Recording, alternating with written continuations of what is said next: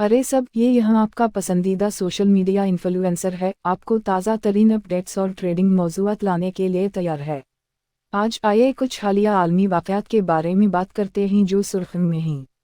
गुज़श्ता एक हफ़्ते के दौरान इसराइल और मुख्तलिफ़ अस्करियत पसंद ग्रुपों के दरमियान कशीदगी में इजाफ़ा हुआ है।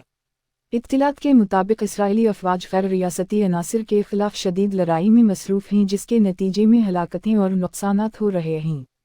इसराइली मीडिया ने इत्तला दी है कि IDF की कार्रवाइयों के बाद लापता होने वाले मुतअद्दिद अफराद हलाक हो गए हैं, जबकि लेबनान से सरहद पार करने की कोशिश करने वाले मुतअद्दिद अस्करियत पसंदों को ड्रोन हमले में निशाना बनाया गया। इसराइली फ़ौज ग़ज़ा में हमास को मुसलसल निशाना बना रही है, जिसके नतीजे में एक म्यूज़िक फेस्टिवल में इसराइली फ़ौजी और मुतअद्दिद शहरी हलाक हुए। फ़लस्तीन की वज़ारत सेहत के मुताबिक इसराइली हमलों में अब तक 2269 अफराद अपनी जानों से हाथ धो बैठे हैं, जिनमें हाई प्रोफाइल शख्सियत और हज़ारों ज़ख्मी अफराद शामिल हैं। इसराइल का दावा है कि इसकी फ़ौज को भी काफ़ी नुकसान उठाना पड़ा है और अचानक हमले शुरू होने के बाद से अब तक तकरीबन 1300 फ़ौजी अपनी जानों से हाथ धो बैठे हैं।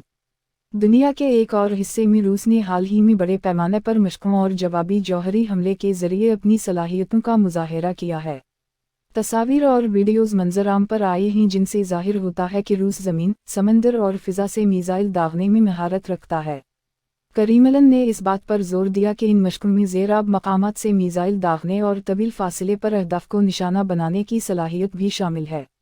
आसपास के इलाकों ने उन ताकतवर धमाकों के असरात को महसूस किया। एक जौहरी पावर प्लांट को नुमायां इरताश का सामना करना पड़ा। इंटरनेशनल एटॉमिक एनर्जी एजेंसी ने धमाकों की वजह से बिजली की फराहमी में आर्जी खलल की इत्तला दी है, लेकिन अवाम को यकीन दिलाया है कि तनसीब के कनेक्शन या ऑफ साइट ताबकारी मॉनिटरिंग स्टेशनों से मुताल्लिक कोई हिफाजती खदशात नहीं हैं। रूसी हुकूमत ने इस बात पर रोशनी डाली कि ये मशक़ मुमकिना जौहरी हमलों के ख़िलाफ़ अपनी दिफाई सलाहियतों को जांचने के लिए की गईं। जवाबी जौहरी हमलों का उनका मुज़ाहिरा एक इंतबाह के पैगाम के तौर पर काम करता था और ज़रूरत पड़ने पर रूस की अपने दिफा की सलाहियत को ज़ाहिर करता था। सरकारी बयान में रूस के वज़ीर दिफा सरगई शोइगु और सदर व्लादिमीर पुतिन के दरमियान होने वाली बातचीत का भी जिक्र किया गया, जिसके दौरान मशकों पर तबादला ख्याल किया गया। बयान में इस बात की तस्दीक की गई है कि एक जौहरी मीज़ाइल ने यारिस बैनुल-बराज़मी बैलिस्टिक मीज़ाइल तरबियती इलाके में कामयाबी के साथ अपने हदफ को निशाना बनाया। इसके अलावा Tu-95MS स्ट्रेटेजिक बमबार तैयारों से दागे जाने वाले क्रूज़ मीज़ाइलों का भी तजुर्बा किया गया, जो तवील फासले तक हदफ को निशाना बनाने की सलाहियत रखते हैं। ताहम ये बात काबिल ज़िक्र है कि खला में फ़ायर किए जाने वाले क्रूज़ मीज़ाइलों को तबाह कर दिया गया था।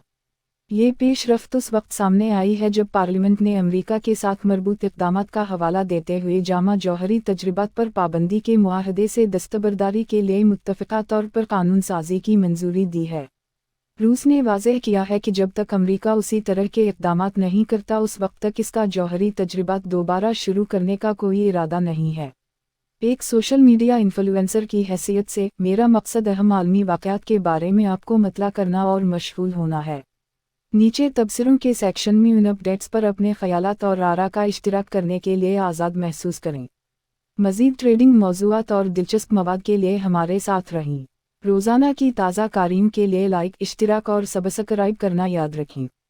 अगली बार तक #ग्लोबल न्यूज़ #ट्रेंडिंग टॉपिक्स।